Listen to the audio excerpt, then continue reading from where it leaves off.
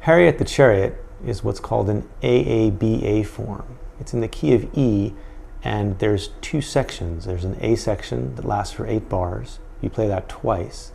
Then you play the B section, which also lasts for 8 bars, and then finish up with one more A section for a total of 32 bars. This form is as common as the blues in swing and jazz circles, and the thing about doing this on the guitar is that supposedly the whole alternating thumb style that started with country blues guitar players and then got picked up on and expanded by harmonically by players like Merle Travis and Chet Atkins, supposedly that style was a guitarist's imitation of a stride or barrelhouse pianist doing their boom chick thing with the left hand. In this case, we're kind of imitating a whole jazz band with the bass walking in this sort of looping 2-beat feel, just playing the 1 and the 3, the first beat and the third beat. And then there's this snaky chromatic melody line on top. So trying to weave those two things together is the challenge here.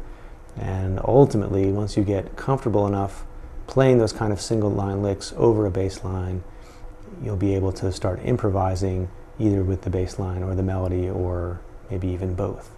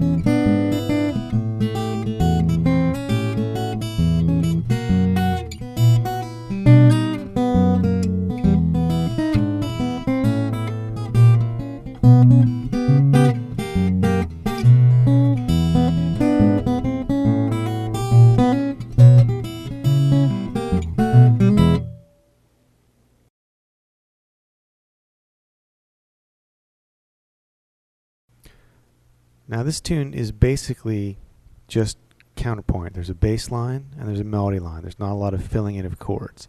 And the bass line is in half time, which means it's just going basically, if you're counting 1, 2, 3, 4, the bass is always just falling on 1 and 3, like 1, 2, 3, 4, 1, 2, 3, 4. And this is all it's doing. Except when it gets to here.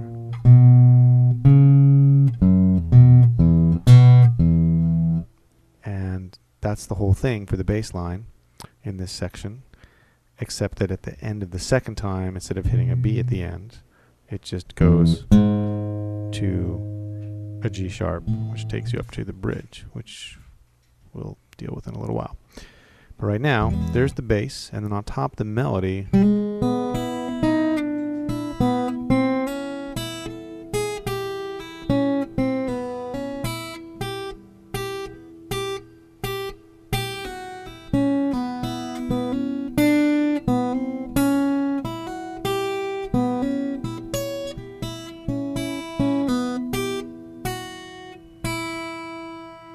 That's what's happening with the melody. So the trick is just doing those two things at the same time.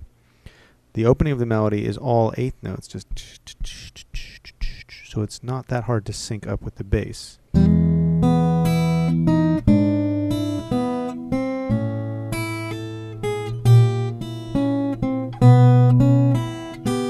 Because up until then, you're playing a pinch and then 3 more notes of melody without worrying about the bass.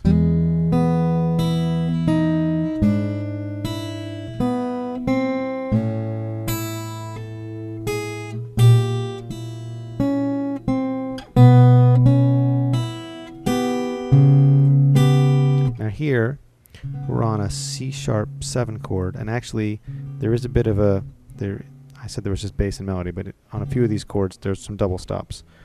You've got 2 notes here, the melody note on top, and then you're filling in your index fingers picking the 3rd string. So you're coming from, and you're anticipating the downbeat of the C#7 chord as you come off of here. And again, you're anticipating at that point going into the F#7 chord, which this represents. And then on this section, except for the first on the E there, after that first bass note, now there's nothing on the downbeat. You're just playing bass notes and following it up with 3 more notes.